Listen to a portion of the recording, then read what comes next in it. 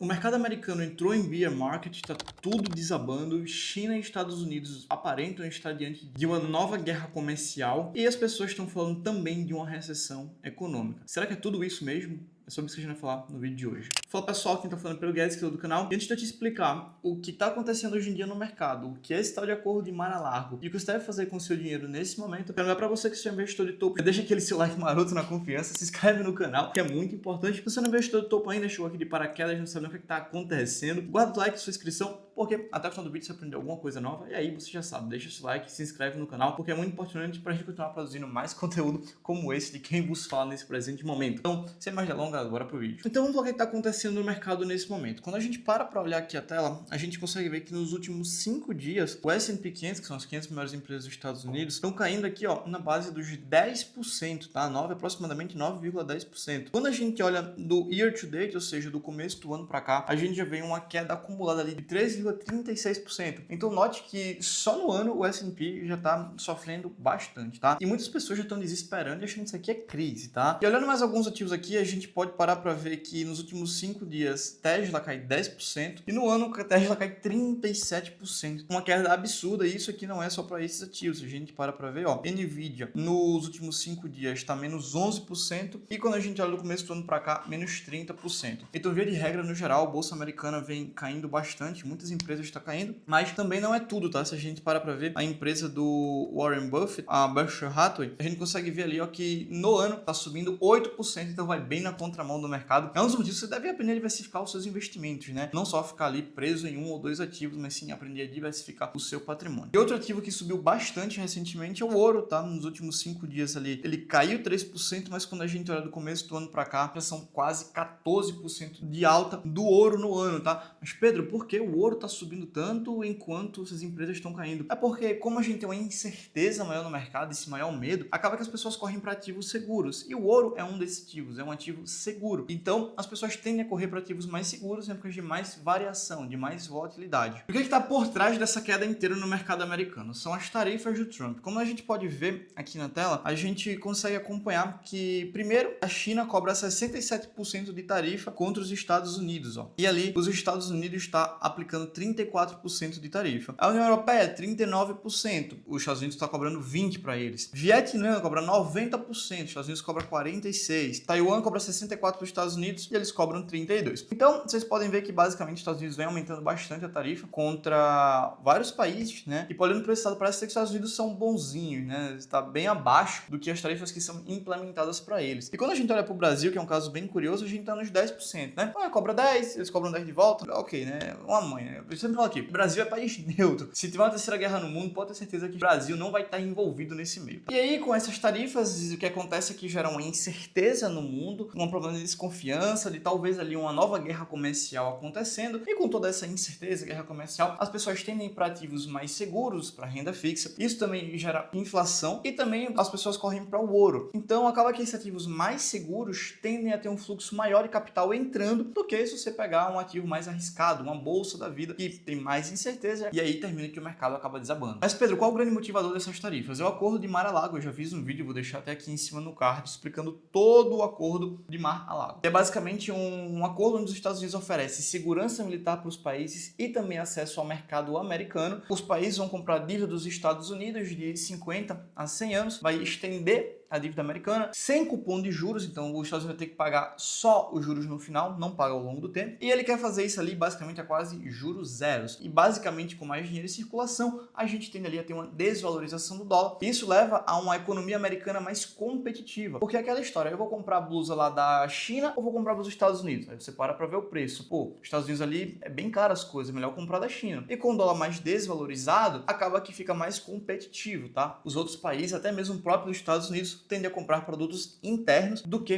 tá importando, do que trazendo de fora. Fora que é importante lembrar que se a economia de outros países for mais atrativa, as pessoas nos Estados Unidos vão estar comprando de fora. Se compra de fora, manda dólar para fora. Se manda dólar para fora, a balança comercial dos Estados Unidos fica negativa. Pedro, o que é balança comercial? É basicamente o saldo das exportações menos as importações. Então, lembrando que exportação é quando o americano vende seu produto para fora dos Estados Unidos e importação é tudo que ele compra de fora. Só que se o produto da China e de outros países é mais barato, acaba que o americano vai estar importando mais. Ou seja, vai entrar produto e vai sair dólar, sai dólar, sai dólar. Se sai dólar, tá tendo fuga de dólar, né, na balança comercial fica negativa. E se o produto americano não é tão competitivo, o americano exporta pouco. Se o americano exporta pouco, isso quer dizer o quê? Que ele vende pouco produto e entra pouco dólar. Se está saindo mais dólar e entrando pouco, a balança comercial fica negativa. E ali fica faltando dólares tecnicamente dentro dos Estados Unidos. Então, o Acordo de Mar-a-Lago, de forma bem resumida, é exatamente isso. Desvalorização do dólar para aumentar, para fortalecer a economia norte-americana. E aí quando a gente para ver a inflação americana, que é o PCE, que é mais utilizado pelo Fed, que é o Banco Central norte-americano, para tomar suas decisões sobre taxa de juros, a gente vê aqui a última reunião que teve no dia 28 de março, foi um aumento de 0,3, bem em linha até com o esperado, com o consenso de 0,3, mas de qualquer forma, quando a gente vem aqui e volta para o PCE ao ano, a gente para nos últimos 3 anos, a gente vê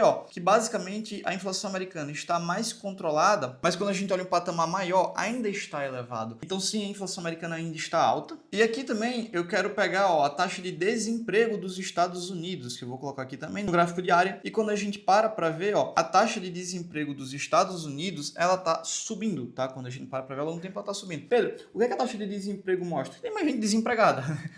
É basicamente isso. E isso gera desconfiança no americano. Porque está desempregado mostra que está na economia mais fraca. A economia mais fraca, a inflação mais alta, recessão à vista, é o que muitas pessoas estão vendo nesse momento. E a outra coisa que eu quero mostrar é o VIX, que é o índice do medo, né? Então olha só como o VIX subiu bastante nos últimos dias, desde o dia 25 de março até o dia 2 de abril, principalmente depois do dia 2, o VIX subiu muito. Pedro, o que é que quer dizer o VIX do medo? Tá até aqui do lado, uma medida popular de volatilidade do mercado de ações com base nas opções do S&P 500. Ou seja, o que é que quer dizer o VIX? É o índice do medo. Indica que as pessoas estão com mais medo, mais receiosas, tá? E aí, já pegando o gancho, eu já queria pegar o Fear and Greed Index do Bitcoin. E aqui a gente consegue ver também que as pessoas estão com extremo medo com o Bitcoin. Ou seja, a gente está no mercado mais pessimista, um mercado ali que as pessoas estão receosas sobre o que vai acontecer mesmo com a economia norte-americana. E se você é investidor a longo prazo, cara, respira fundo, porque isso aqui faz parte, e entenda que a gente pode estar diante de grande oportunidade, até porque as maiores altas vieram depois de grandes quedas, né? Mas, se você ali está muito preocupado, talvez a sua carteira esteja mais exposta à renda variável, volatilidade, do que deveria ter. E aqui já é um ponto de preocupação, porque é bem provável que a sua carteira está desenquadrada do seu perfil de investimento e você não está investindo nos ativos corretos. E aí, para você aprender realmente como investir nos melhores ativos usados para o longo prazo, basta você clicar no primeiro link de descrição que está aparecendo aqui embaixo, que você vai ter acesso à 8ª turma do IZT, que é meu curso completo de investimentos, onde eu tiro você do zero e te ensino a multiplicar o seu patrimônio investindo tanto no Brasil quanto nos Estados Unidos, claro, aprendendo ali a ter renda passiva mensalmente na sua conta, viver de renda e não ficar dependendo de achismo, notícias ou qualquer outra coisa, sem você tomar nenhuma decisão voltada para matérias, jornais e Instagram, mas sim você tomando decisões lógicas, racionais, com base em dados, que é exatamente o que eu estou te mostrando aqui agora. E aqui eu estou basicamente com o gráfico do S&P 500, que são as 500 maiores empresas dos Estados Unidos abertas. E vamos dar uma olhadinha só do que é que acontece. Aqui vamos pegar a pandemia, tá? Na pandemia, a gente tem ali, basicamente, o mercado americano caiu 33% aproximadamente, como vocês podem ver aqui. Agora vamos olhar o quanto que o mercado americano subiu depois da recessão que a gente teve. Olha só quanto que o mercado subiu. Até ele começar a dar uma leve corrigida, ele tinha subido 108%, dobrou o seu capital investido. E se a gente parar até a máxima que ele teve aqui recentemente, a gente está falando de 167%. Então quem foi paciente com seus investimentos e mesmo durante as quedas continuou comprando, aportando mensalmente e regularmente, e claro, mais importante, sem você querer prever o futuro. Ah, mas vai cair mais, não vai cair mais. Cara, investidor de longo prazo sabe que não tem como você ficar acertando a hora de você comprar, a melhor hora de investir nos ativos. Não existe isso. Até porque ninguém tem uma bola de cristal para saber se hoje já chegou na mínima histórica e vai começar a subir a partir de agora. Então você compra todos os meses, aporta todos os meses, porque no longo prazo vai te dar o melhor resultado possível. E a gente já tem vários estudos sobre isso, tá? Então, perceba que se você aqui na crise americana não tivesse se afobado e comprado todos os meses, você teria um bom retorno. Da mesma forma que depois que o mercado americano caiu em 2021, você ficou comprando,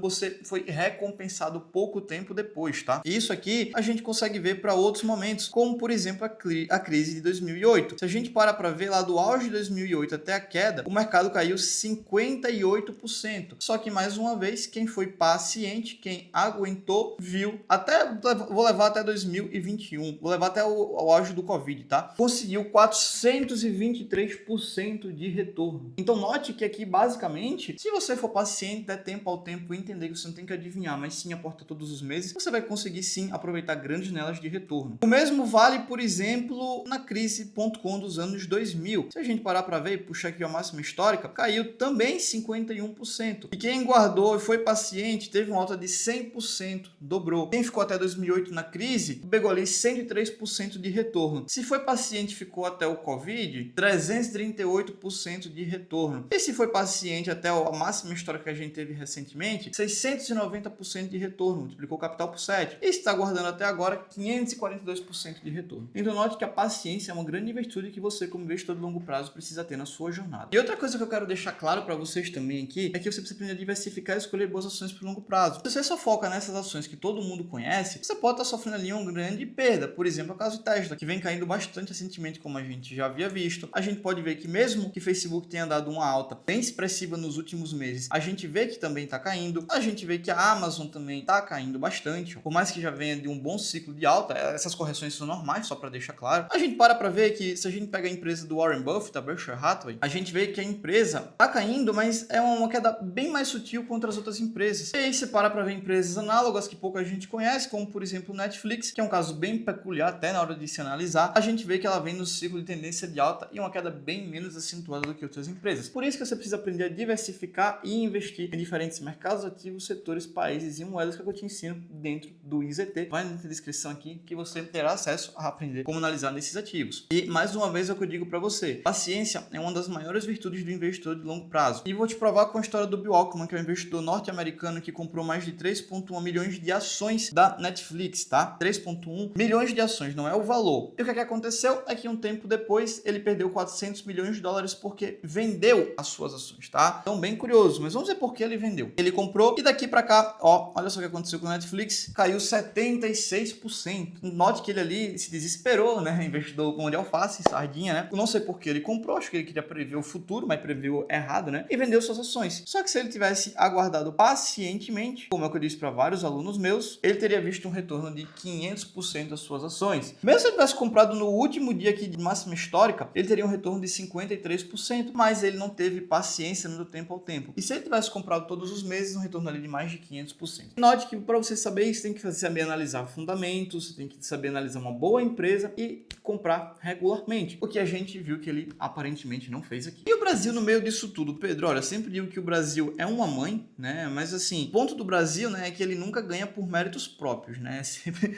por mérito dos outros. E uma coisa bem curiosa, né? Se você tem seu dinheiro só no Brasil, eu ficaria preocupado. Vamos fazer só uma breve comparação aqui do Brasil com o S&P 500 para vocês entenderem o que eu tô falando. Depois da pandemia, vamos levar aqui ao gráfico da pandemia. Olha só, isso aqui eu nem tô considerando dólar nessa conta, tá? Olha só o que aconteceu basicamente com o S&P 500 e com o Ibovespa. Note que basicamente o Ibovespa anda de lado, enquanto o S&P 500 sobe muito. E se a gente colocar o dólar nessa conta, ó, que é o IVVB11, olha só a diferença, né? Isso aqui depois da pandemia, depois do auge da pandemia. Quem comprou no auge da pandemia o IVVB11, que é o S&P 500 mais o dólar do período, quem só comprou o S&P 500 e quem comprou o Ibovespa. Note que o retorno é bem absurdo quando a gente compara os índices norte-americanos em moeda em dólar, tá? Então aqui já vai uma dica para você, não tenha só seu patrimônio no Brasil, tá? Isso aqui realmente não tem muito futuro você investir só no Brasil, por mais que a gente tenha algumas barganhas e pechinchas aqui no Brasil, mas note que basicamente o negócio nem sai de lado, né? Fica basicamente nesse zigue-zague aqui eterno de lado, né? E isso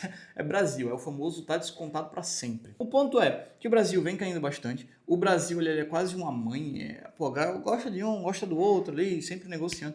Mas assim, cara, eu não vejo tanto futuro no Brasil como eu vejo em outros mercados, tá? Mas, como eu disse, se você sabe identificar boas ações, se eu conheci no IZT, você consegue identificar boas pinchinchas aqui no Brasil. É o caso de Frágil, que eu já venho falando há muito tempo para os meus alunos. Então, se a gente para ver desde o auge do Covid, ó, a empresa subiu ali, ó, 800%, né? Enquanto o Ibovespa, né, nesse mesmo período, chega até a ser vergonhoso, né? Vou até colocar aqui de lado, né? Só para vocês acompanharem, né? Olha só. Quando a gente compara lá no Covid, né? Frágil com o Ibovespa, né? É 800% contra 90%. Então, note que, basicamente, se você sabe comprar bons ativos aqui no Brasil, você compra e tem bons retornos, pichincha, né? Enquanto você não sabe comprar, fica comprando aquela mesma coisa, Taesa, Petrobras, Banco do Brasil, Vale. Aí, infelizmente, você já sabe o que você vai esperar, né? Então, paciência. E quando a gente fala do Brasil, né? Nada que dá certo no Brasil é mérito nosso, é sempre consequência dos outros. Aqui o governo do amor está cada vez mais impopular. E aí, cada vez mais a aprovação do governo Lula vem caindo. Se a gente parar para ver, ó, 56% da população agora desaprova o governo Lula, 41% aprova e 3% não sabe o que respondeu. E cada dia mais o governo do amor vem se mostrando que não tem tanto amor assim, né? Palmas pro governo, né? É isso aí. E, cara, é Brasil isso aqui, né? É o que eu sempre falo. O Brasil a gente tá descontado desde 1500, quando o Pedro Álvares chegou aqui de caravela, e que aí no Brasil até o passado é incerto. Então, nada de mérito nosso. O que você deve fazer então nesse momento? Continue aportando, tenha dinheiro em moeda forte, em dólar, tenha ativos seguros como ouro e Bitcoin, aporte constantemente, tá? Não fica nessa tentando prever, ai, vai cair, eu vou tentar esperar mais. Não, você não sabe. Foque em analisar boas empresas por longo prazo, análise fundamentalista. Se você não sabe fazer isso, entra no IZT que eu te ensino todo o passo a passo lá. Se em 8 semanas você não aprender a investir, eu devolvo 100% do seu dinheiro, é uma garantia minha que eu faço com você. Diversifique, não entre em pânico. E se você investe com estratégia, não é para ter medo, porque você sabe muito bem o que você está fazendo. Não fique ali copiando meia dica de canais no YouTube ou em Instagram, achando que você já é um expert em investimentos. Saiba o que você está fazendo, que é a melhor coisa que você pode fazer. Se você chegou até aqui, muito obrigado pela audiência. Já deixa o like, se inscreve no canal se você não é um investidor de topo, porque você aprendeu alguma coisa nova hoje, isso eu tenho certeza. Muito obrigado pela sua audiência até aqui. Deixa o like, se inscreve no canal, é só o começo. Link para você entrar no IZT tá aqui embaixo e é só o começo.